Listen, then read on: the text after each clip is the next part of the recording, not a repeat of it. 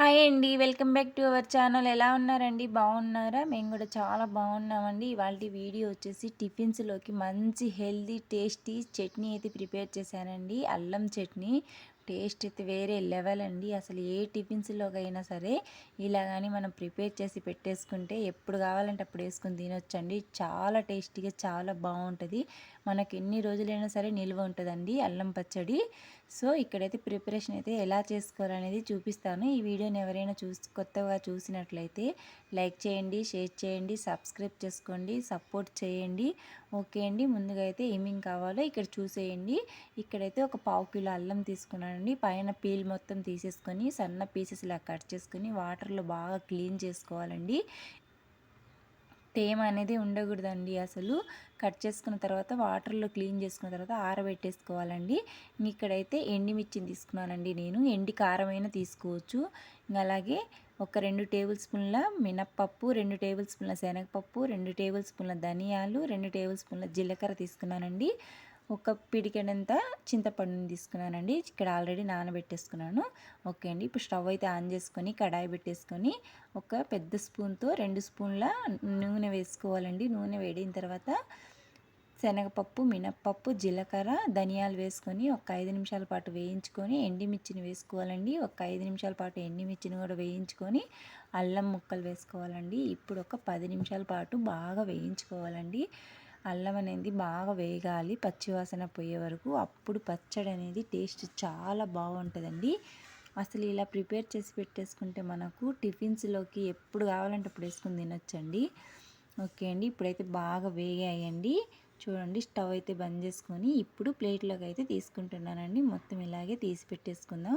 ఇప్పుడు అదే కడాయిలో మనం ముందుగా నానబెట్టేసుకున్న చింతపండు లోపల గింజలు అవి ఏమన్నా ఉంటే తీసేసుకొని ఇక్కడైతే కడాయిలో వేసుకోవాలండి. మనం వేసిన వాటర్ అని ఇంకిపోయేంత వరకు చింతపండు గుజ్జును మరగబెట్టుకోవాలి బాగా.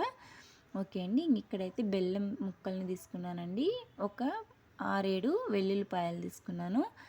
ఇదిగోండి. ఇక్కడైతే బాగా చల్లారనివ్వాలండి. చల్లారిన తర్వాత మిక్సీ జార్కి వేసుకోవాలి. ఇక్కడైతే చింతపండు కూడా రెడీ అయిపోయిందండి. చింతపండు గుజ్జు. సో ఇలా అయితే ప్రిపేర్ అయిపోవాలండి. చూడండి మనం వేసిన వాటర్ అన్నీ ఇంకిపోయాయి. ఇప్పుడు స్టవ్ అయితే బంద్ చేసుకుందామండి. ఈ మాత్రం అయితే సరిపోద్ది. ఓకే అండి. ఇప్పుడు స్టవ్ అయితే బంద్ చేసుకొని ఇది కూడా చల్లారనివ్వాలండి. ఈలోపు కోపు అయితే రెడీ చేసుకుందామండి. చింతపండు గుజ్జు కూడా చల్లారేసరికి కోపు కానీ వేసి పెట్టేసుకుంటే కోపు కూడా మనము చట్నీ ప్రిపేర్ చేసుకునేసరికి చల్లారిపోద్దండి. ఇక్కడైతే స్టవ్ అయితే ఆన్ చేసుకొని కడాయి పెట్టేసుకొని ఒక 4 టేబుల్ పెద్ద స్పూన్ను ఆయిల్ అయితే వేసుకున్నానండి. ఆయిల్ వేడిన తర్వాత ఒక 1/2 టీ స్పూన్ ఆవాలు, ఒక 1/2 టీ స్పూన్ జీలకర్ర, ఒక 5-6 రెమ్మలు కరివేపాకు, ఒక 2 ఎండుమిర్చిని కూడా వేసుకోవాలండి. ఇప్పుడు ఒక 5 నిమిషాల పాటు బాగా కోప్ అనేది వేయించుకొని స్టవ్ అయితే బంద్ చేసుకోవాలండి. ఈలోపు అయితే ఇక్కడ చల్లారిపోయిందండి. మొత్తం మిక్సీ జార్కి అయితే వేసుకోవాలి. 1 బై 1 అన్నీ వేసుకోవాలండి. నేనైతే అన్నీ ఒకేసారి వేసుకుంటున్నాను. 2 సార్లైనా వేసుకొని పట్టుకోవచ్చండి. నేనైతే ఇక్కడ ఒక టీ గ్లాస్ నిండా ఉప్పు అయితే పట్టిందండి. అదే మనకు రుచికి సరిపడా కారము, ఉప్పు, పులుపు, తీపి వేసుకోవాలి. కొంతమంది ఎక్కువ తినాలనుకుంటారండి. కారం ఎక్కువ వేసుకోవచ్చు. నేనైతే ఇక్కడ మొత్తం ముందుగా వేయించి పెట్టేసుకున్న అల్లం ముక్కలను వేసేసుకున్నాను.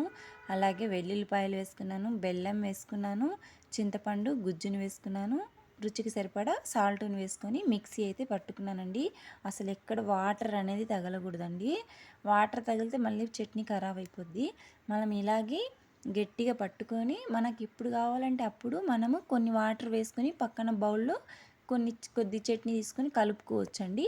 ఇక్కడైతే ఒక ప్లేట్లోకి అయితే వేసుకున్నానండి. వేసుకున్న తర్వాత మనం ముందుగా ప్రిపేర్ చేసుకున్న కోపుని వేసుకొని బాగా కలుపుకోవాలండి. కలుపుకున్న తర్వాత మనము ఒక బాక్స్లోకి డబ్బాలోకి అయితే తీసి పెట్టేసుకుందాము. అంతేనండి. టేస్టీ హెల్దీ అల్లం చట్నీ అయితే రెడీ అయిపోయిందండి. టిఫిన్స్లోకి ది బెస్ట్ అని చెప్పొచ్చండి. అంత బాగుంటుందండి అల్లం చట్నీ. సో ఇలా ప్రిపేర్ చేసి పెట్టేసుకుంటే మనకు సంవత్సరం పాటు అయినా సరే నిల్వ ఉంటుందండి. ఓకే అండి. Thank you for watching. Video నచ్చితే లైక్ చేయండి.